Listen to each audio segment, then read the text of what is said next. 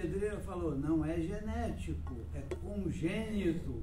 Aí ele joga a bomba no meu peito. Explica isso aí, cara. Senão você está ferrado. Assim, tudo que acontece durante a gestação, que não é transmitido por genes ou cromossomas, isso é congênito. Gênito com, gerado com o próprio bebê, tá certo? Então, é fato de que muitas pessoas que tentaram abortar durante a gravidez usaram medicações que afetaram afetou o feto, vai ficar, essa interaçãozinha aí, vai ficar certo, vai mexer com a vida do filho. Então, é fato de que houve um tipo de calmante que foi tomado nos anos 70, 80, chamado talidomida, onde as pessoas que tinham tomado isso nasciam sem braço, nasciam sem perna, nasciam sem os dedos, sem a mão, onde o broto que estava desenvolvendo, os membros superiores ou inferiores, eram afetados por isso.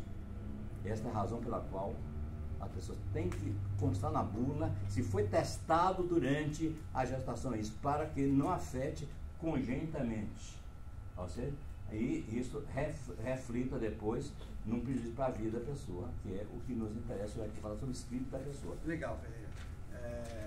Às vezes ele faz uma sacanagem comigo. Eu falei que fui 27 anos cirurgião e era na área da ginecologia e obstetrícia. Quer dizer, aí ele vem e dá um show sobre talidomida e etc e tal, passando por cima da minha autoridade, né, Silveira? Esse cara é fogo. Mas eu vou mostrar a transfiguração que ele falou então agora, para dar o troco para ele, né? A transfiguração está aqui. A epigenética, então, estuda como o estímulo do meio, gente, que eu estou falando, é capaz de incitar alguns genes e silenciar outros genes. E nessa brincadeira de silenciar genes é que nós fazemos a nossa autoprogramação de script, dando um curso à nossa vida diferente daquela que aparentemente nós falamos que desejaríamos ser. Eu desejaria ter meu corpo atleta, eu desejaria ter uma vida sem hipertensão, eu desejaria não ter ansiedade, não ter angústia, mas eu sou incapaz de conter movimentos que vão aqui dentro do gene, cá dentro, né, bem no interior. Eu sou incapaz de deixar de mandar estímulos químicos para que coisas possam acontecer. Vamos dar uma aceleradinha, né, Pedreira? Porque senão... Então, a epigenética é isso. Consiste em modificações das funções genéticas sem alterar a sequência de DNA do indivíduo. Isso é muito importante, porque lá adiante, vai passar aqui rapidinho também o slide, que nós vamos perceber que mães que passavam fome em determinado período de guerra e estavam gestantes, olha o paradoxo, os filhos nasciam epigeneticamente programados para acumularem gordura. Então comiam, sem saber o que comiam, porque vieram com uma programação não genética, mas epigenética, de que era importante para ele guardar gordura, porque a mãe fez a gestação em pele e osso, porque estava num campo de concentração. Então, variações originalmente não genéticas que são transmitidas de uma geração para outra, gente. Nós estamos falando não da genética, mas da epigenética transgeracional. Já vai embora, né? E aqui apenas para lembrar para vocês, o gene é apenas um segmento da molécula do DNA e o genoma é o conteúdo total de DNA que existe em uma célula. Outra coisa, pode passar outro, por favor. Nós somos, a partir dessa situação que eu acabei de dizer, seres que vêm com capacidade genotípica e fenotípica. A capacidade genotípica é essa aqui, está ligada à constituição genética do indivíduo. não tem jeito. Mas a fenotípica são características morfológicas, fisiológicas, psicológicas e até mesmo comportamentais. Então, quem manda nessa história de script autogerado é o fenótipo da pessoa em andamento. Não fomos programados psicologicamente pelo script que já falamos sobre Berg, mas prossegue depois de toda a cura nossa de uma terapia berliana, vamos chamar assim, fundamentada no script, mas um processo ainda continua em andamento, que é o do auto-script com fundamento genético. Pode falar, Pereira? Uma observaçãozinha de passagem. O gen não é aquele ditador. Cumpra-se o que foi dito. Ele depende da interação com o meio. O genótipo com o meio faz o que ele acabou de dizer. Vai se expressar fenotipicamente. Em outras palavras, se eu tivesse um acidente, eu sou destro. Quem é que é destro que levanta a mão? Então nós fazemos quase 75% da humanidade que tem um gene desão, tá certo? Quem é canhestro aqui, ou canhoto? Fabiano. Aí foi Fabiano, né? E as pessoas têm um desenho aí para ser canhoto ou canhestro. Então, se eu perdesse esse braço com um acidente, pode apostar que eu estaria fazendo com a mão esquerda tudo. Porque o gene não é absoluto, não diz vai ser assim. Ele dá probabilidade. Em outras palavras, é como se fosse a carteira de motorista. Ele dá permissão para dirigir, mas não me obriga a dirigir. Tá certo? Segue. Você tá... Obrigado, Pedro. Então, outra coisa interessante, a marca epigenética, lá no gene, a nível de DNA, que eu já falei que ela é transgeracional ou não, mas essa marca epigenética, o que é mais interessante, que apesar dela se transmitir, ela não deixa nenhuma informação no próprio DNA. Ela é apenas como se fosse uma gravação, a aproximação maior que a gente pode fazer, é como se fosse esse copo fosse o DNA e esse desenho fosse uma marca que foi feita em cima dele. Mas não deixa nenhuma sequência para canto nenhum. Mas mesmo assim, às vezes ele aparece como informação daí para frente. E nesses fatores ambientais que podem alterar, olhe bem, gente, podem alterar algumas funções dos genes, são alimentação, prática de exercício, exposição à poluição e o uso de droga.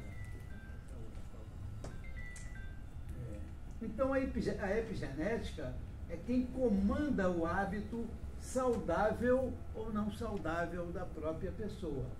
Comandos não saudáveis favorecem a processos inflamatórios. E aí nós chegamos numa parte, nós vamos precisar entender um pouquinho para poder compreender como é que se dá o processo. Quando uma inflamação atinge um organismo, ele atinge todo o organismo. A ideia médica, até um período em que, pelo menos eu e Pedreira nos formamos, era a ideia de que a inflamação, ela atingia parte nossa. Mas hoje não. Nós sabemos que uma informação de inflamação através do NF-κB, através do cortisol, e eu vou daqui a pouco dar uma explicação rapidinha sobre isso, ele invade 50 trilhões de células nossas. Então a inflamação não é uma brincadeirinha que atinge parte de nosso organismo. É uma coisa que invade todo o nosso organismo. E daí, para gerar uma hipertensão, gerar um diabetes, ou gerar uma ansiedade, ou gerar uma angústia, e etc. e tal, nós vamos demonstrar ao longo da nossa exposição, que infelizmente é de pouca duração no tempo. Que nós vamos fazer um livro, né? A gente vai fazer um livro disso. Vamos fazer um livro, se Deus quiser. E os restos vão ser disponibilizados também, né? Isso, mas aí daqui a pouco nós teremos que demonstrar para vocês que uma dieta errada é capaz de despertar numa pessoa, e aí chegou a hora de eu botar um escudo Pereira também, até crises de esquizofrenia. Ansiedade, depressão e essas coisas todas, já estamos muito bem estudados.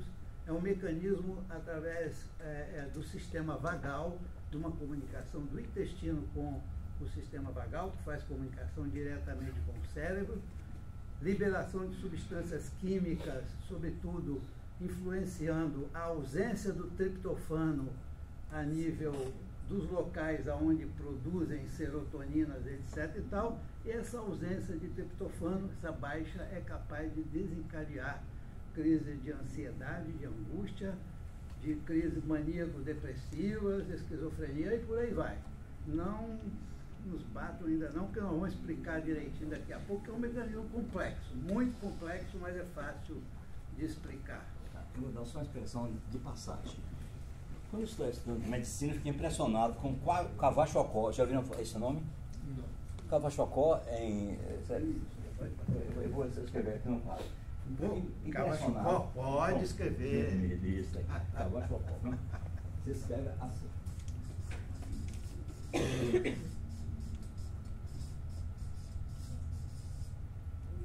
Cavacho-Ocó é uma doença causada pelo que o segundo filho tem, desculpe, o primeiro filho tem quando nasce o segundo.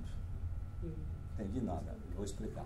É que lá eles aleitam os filhotes o quanto puder, porque proteína lá, como é em todo lugar do mundo, proteína é a coisa mais cara que tem no mundo, né? O mais barato é hidrato de carbono, né? Então, usar mandioca, essas coisas assim, fica mais fácil. Então, o filho que acabou de receber a amamentação, mas foi interrompido pelo outro que nasceu, Cavacho-Ocó, que é doença do que vem em seguida. Cavacho-Ocó, acontece exatamente o que aconteceu nos campos de concentração que vocês já viram do nazista, né? Aquele cadáver humano caminhando, que só havia um esqueleto ambulante. Pois bem, essa doença chamada Cavacho-Ocó, ela é um exemplo de como modifica o escrito da pessoa de nascença praticamente, quer dizer, acabou de nascer e já no período puerperal já está acontecendo isso, né? Então isso aí é uma coisa conhecida há muito tempo, não é uma coisa recente. Nós estamos fazendo um link disso para mostrar como a alimentação é muito importante para o desenvolvimento do próprio cérebro da pessoa, tá certo? E todo o corpo como um todo. Verdade. Eu estou com 2 filhos aqui na plateia. Eu estava com medo de não ter público, aí eu trouxe meus 2 filhos. Bom, os outros querem ser meus filhos também. Né? A herança é nossa só. E vejam bem, o que eu quero dizer a respeito desses filhos, os outros estão todos com ciúme. Eu tenho aqui muitos filhos na plateia. A turma toda da... Eu não sabia que tinha tantos filhos assim. Mas o que nós precisamos então incorporar para lá adiante, poder discutir cientificamente, é esse finalzinho aqui, ó. Quando nós percebemos que era possível interromper ou fazer progredir, isso que Pedreira acabou de falar, aspectos epigenéticos transgeracionais, gente, interromper ou fazer progredir. Isso significa que eu posso interromper o meu script autogerado. Eu posso hoje ser diabético e amanhã não ser mais diabético. Eu posso ser obeso e amanhã deixar de ser obeso. É uma questão de iniciar uma programação que vocês vão perceber que vai terminar nas 50 trilhões de células inflamadas que nós temos. Por exemplo, pode passar, não tem problema. Esse é o script dentro da visão de Erskine. Ok. Bom, Então, como nós estamos falando, parecia que ainda havia alguma coisa que nós tínhamos que estudar. Dificuldades em manter o padrão de rigidez psíquica adquiridos com a terapia, mas outros fatores estavam ainda interferindo nessa cura. Eu vou dar uma acelerada nos slides agora. E nós fomos estudar realmente, nos deparamos com a marca genética, vimos que as gestantes durante a guerra de 44, 45 passavam para sua prole as marcas epigenéticas, a fome pré-gestacional, conforme eu já falei, o aumento do número de filhos obesos, que eu também já fiz essa colocação, e até mesmo o número de pessoas com esquizofrenia, né? Judeus em campo de concentração passaram parte do estresse pós-traumático para seus filhos, né? E tudo isso sem ser genético. E a marca química era encontrada no progenitor e também na sua prole. Existia lá atrás, existia no filho, sem ser genético. E fomos descobrir que, pode passar outro, apenas 5% do que dizem que ser características transmitidas geneticamente é que são verdadeiras. 95% das características consideradas antes genéticas são epigenéticas, não são genéticas. É muito forte o que nós estamos falando. A impressão era que, visceralmente, havia o que cuidar, não tem outra solução. Temos que partir para isso. Seria válido considerar a meta atingida pelo contrato nos moldes tradicionais suficiente para nós darmos alta aos nossos pacientes, ou eles ainda podiam conter situações de insatisfação com as suas próprias vidas? Estaria eu, depois de, entre aspas, curado psicologicamente, mantendo um padrão de estresse que deixa em mim uma hipertensão constante e que eu não consigo resolver e que vou me entupindo de medicamento o resto da vida? Pode passar, por favor. Aí é questão só de...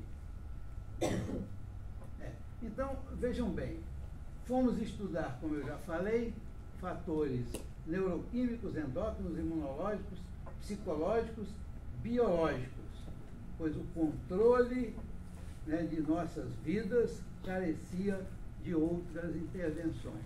Vamos lá, mais umzinho. E aí, ó, o Pedreira gritou de mim no telefone: viva, encontrei. Encontrou o quê, Pedreira? 1h da manhã.